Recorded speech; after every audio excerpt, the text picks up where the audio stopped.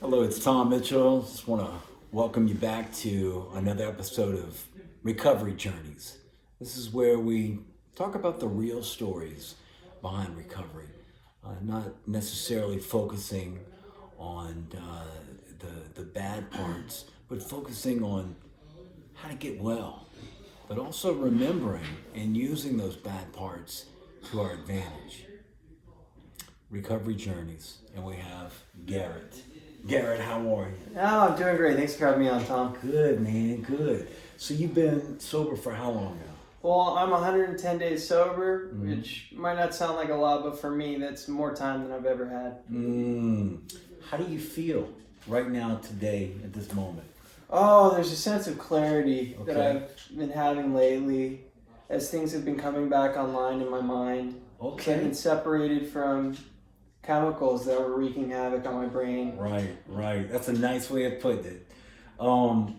Let me ask you this. Before you were this well put together, well spoken person, what were you like?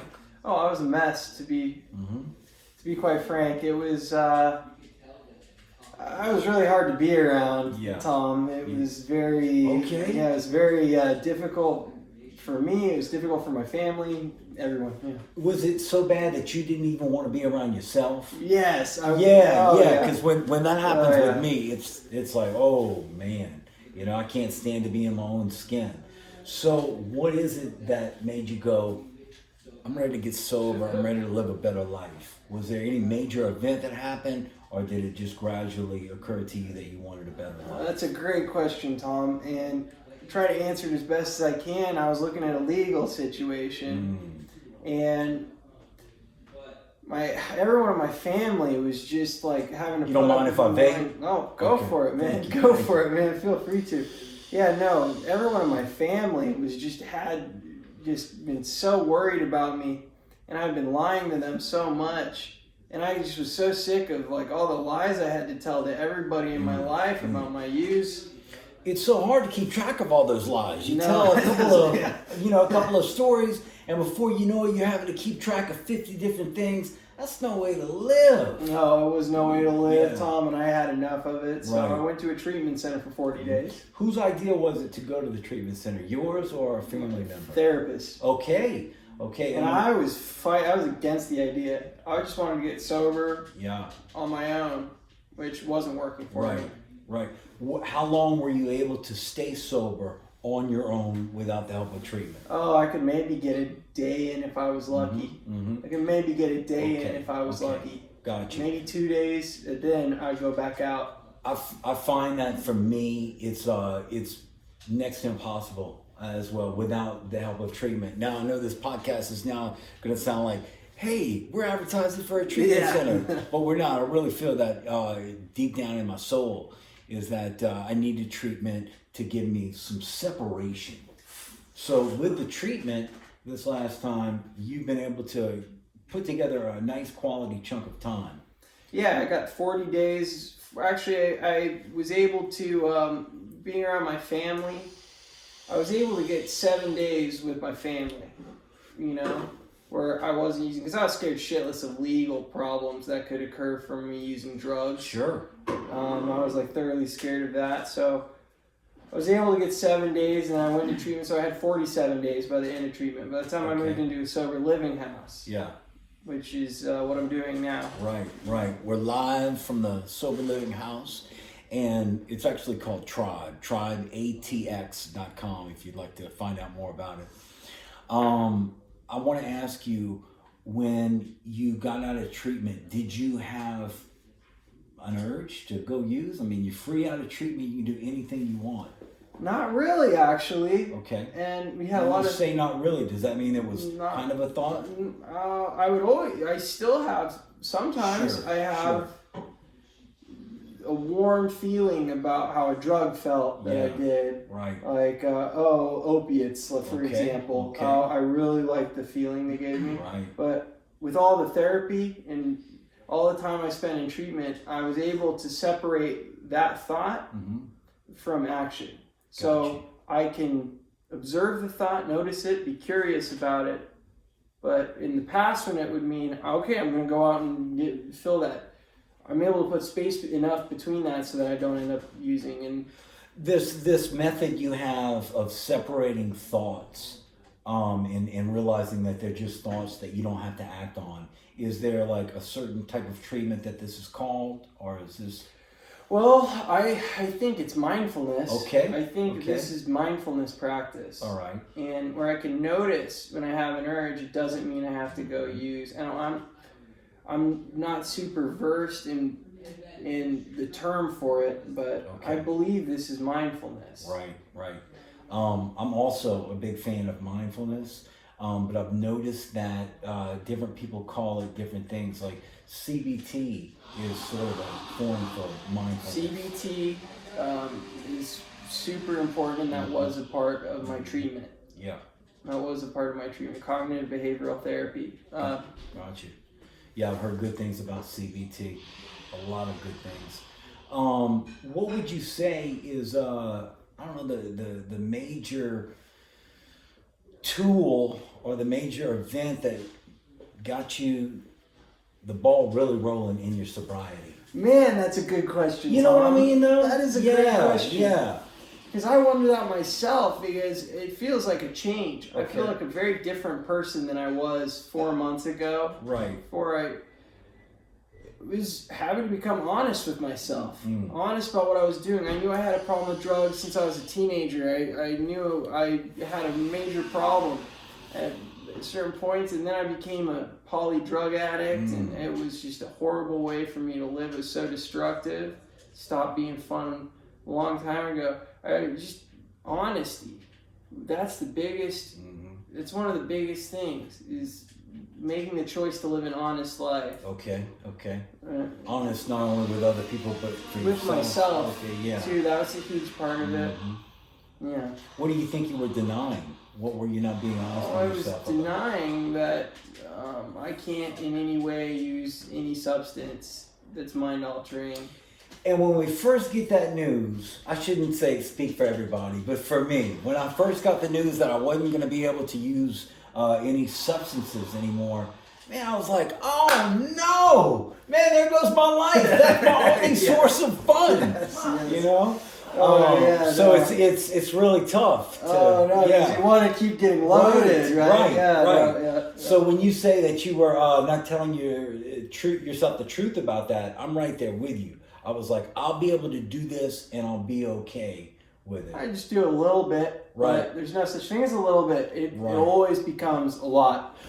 And they told me that, but for me, I had to experience that for myself. I had to find out that I can't just do a little bit of anything because it'll kick back in the cycle. But before I figured that out for myself, I had to find it out. Like I heard it, it was in my head. Yeah, right. People had told me. Right. But I had to get it beaten into me by the reality of the I had to get the reality of the situation beaten into me from experience. Right. If I go to a bar, I will, order a beer, order a drink, and then after that, I'm gonna order another drink. And probably usually about the third one is when something in my brain says, okay, now let's let the real party begin.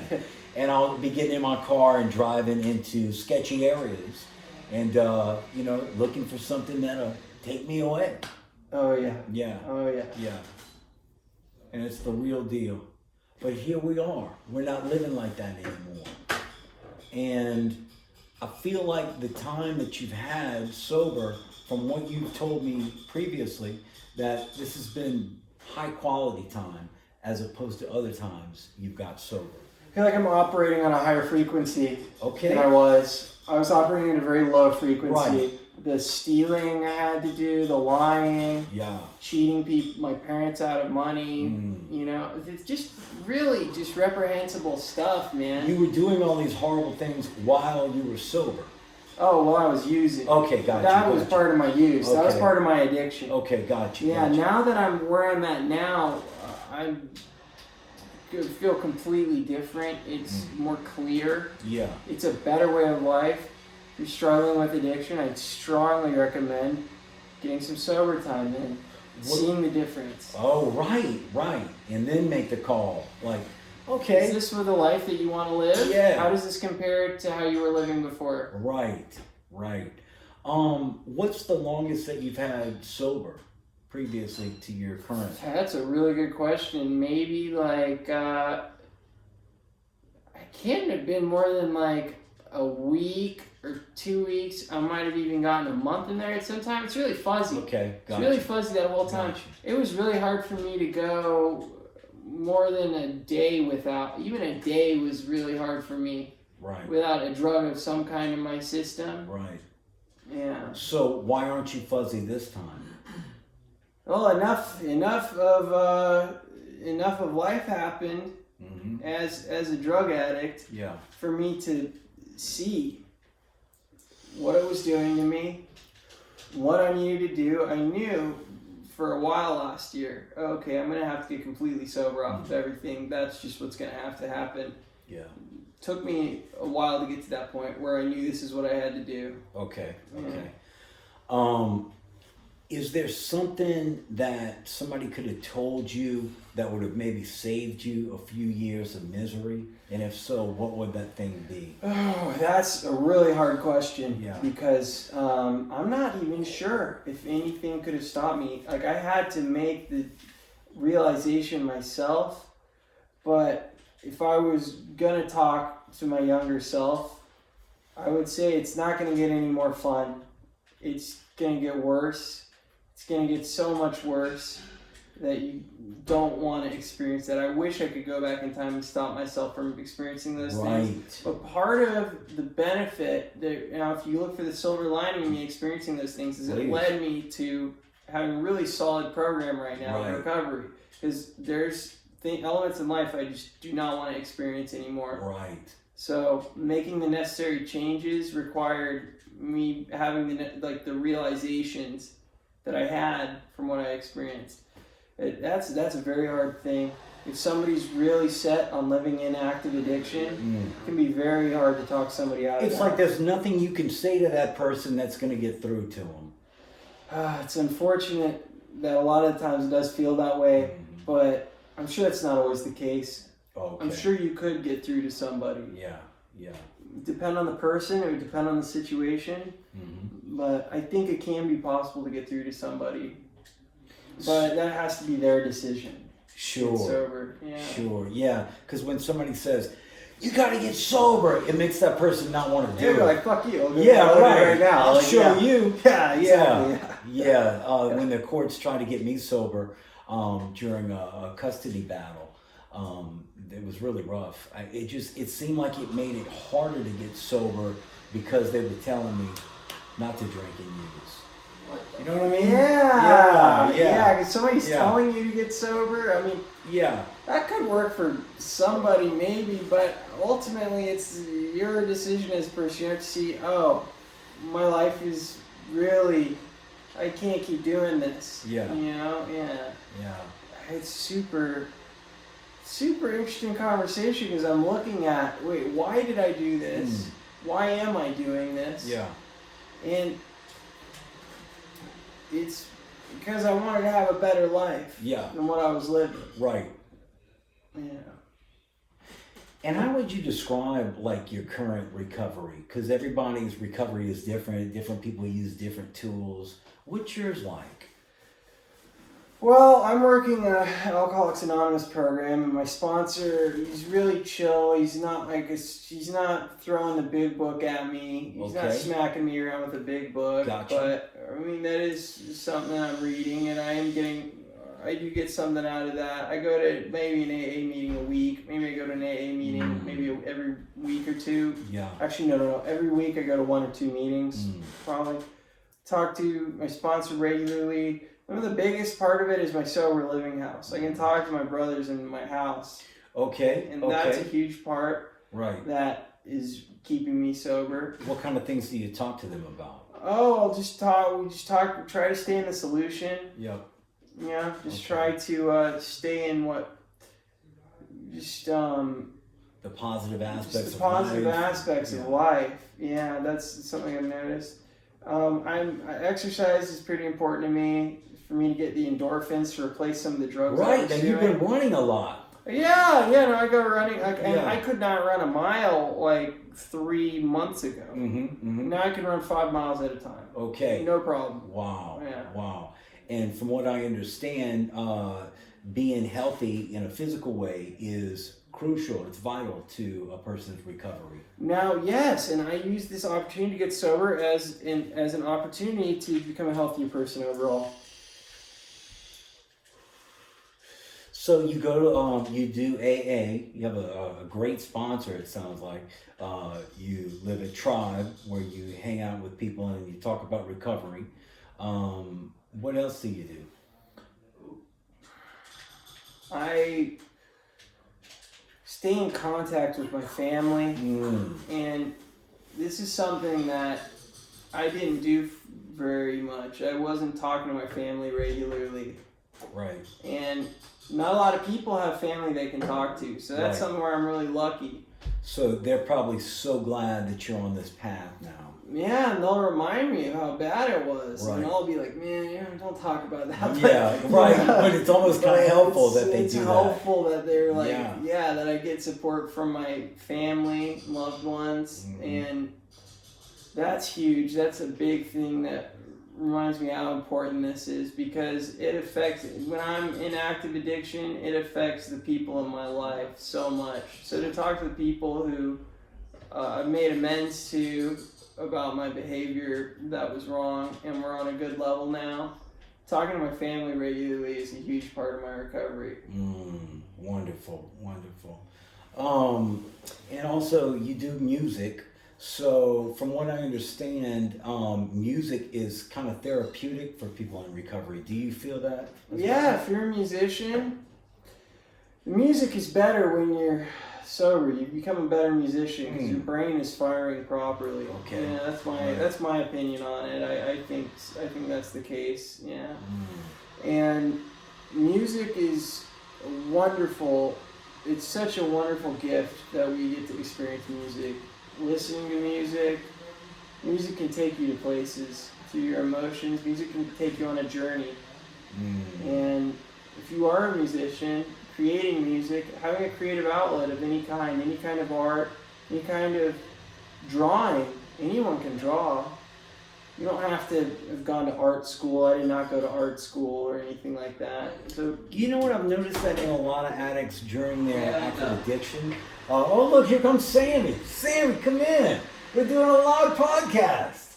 Yeah, that's Sammy. he That's chickened Sammy. out. He didn't want to Chickened get out. He chickened out. We'll get him in another episode though. Where was I? Oh yeah. In active addiction, a lot of people tend to lose their creativity. It seems like, from my experience. Did that happen to you, or were you able to still do your artwork and play your guitar? It was just very dark. Yeah, I okay, was making okay. music, and some of it was creative. But Right. no, people have made very creative things, like on drugs for sure. Mhm. But what I noticed in my life was it was very dark, and my life was just in such a bad place. It didn't go anywhere. So Right. we'll see where my music goes Right. sober. Yeah. Oh, awesome. See where it goes. So, because I was in a band, but I became such a fucked up mess with Okay. all the drugs I was doing. I quit the band before they kicked me out. Oh, you knew that it was coming, It was coming, so yeah. you left before the embarrassment. Yeah. Oh, came. yeah. I got No. you, I got you. Yeah. Yeah. And when I'm playing fucked up, playing a show, I'm completely fucked up. Yeah. And you probably think it sounds good, but the audience is like, man, what's wrong with that guy? Well, luckily the audience that one time was very nice. They're very Okay. friendly, so they didn't say it. Yeah. But probably made them not sound very good. Yeah. Yeah. Well, Garrett, you've been a great pleasure to talk to on this episode of Recovery Journeys. Is there any parting words maybe you want to give to an addict that's watching this right now? And thinks, man, I'm all out of hope. I don't know if I can do this. Well, I will definitely say I've been there. It's very difficult. It'll be a very tough journey, but be strong, and you can make it through. Make it to the other side, and the other side is so much better. Well said. Recovery Journeys. Garrett, thank you so much, and we'll see you guys next week.